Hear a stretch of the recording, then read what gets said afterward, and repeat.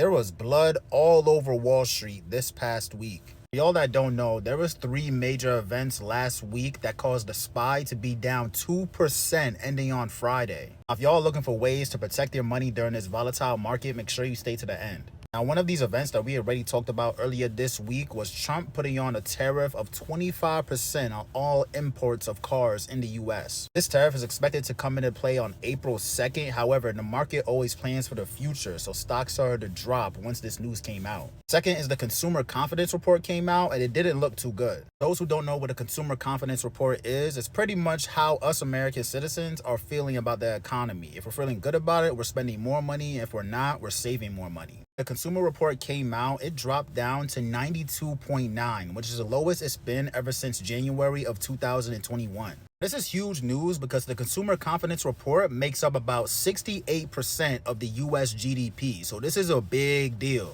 Last but not least, the PCE report came out this past Friday, and that didn't look too good neither. For those who don't know what the PCE report is, it's pretty much the Fed's favorite gauge for inflation, as it tracks the change in cost for all goods and services. Feds mainly use the core PCE, which is pretty much the same thing as PCE. It just excludes energy and food. And this specific report rose 2.8% from the same month of last year. This was over the Fed's expectation for what they're looking for with inflation, which caused the market to dump even lower. With all this volatility going on, the consumer like you and I are looking for safety in the market. So here are my three favorite stocks to get into during these tough times. Let's talk about it. Number one, my favorite is Realty Income. Realty Income is one of the largest REITs in the country, and historically, it's always performed well no matter what times are going on in the economy. Second is Costco. Like Realty Income, Costco has always performed well in hard times because obviously everyone needs goods even in bulk, so they're always going to perform well because people need it all the time. Last but not least is the SPY. For all that don't know, the SPY is an ETF that tracks the S&P 500, which holds all of the 500 best companies in the country. So if you're looking to diversify and make sure your money is safe and builds wealth over time, the SPY is always going to be your go-to.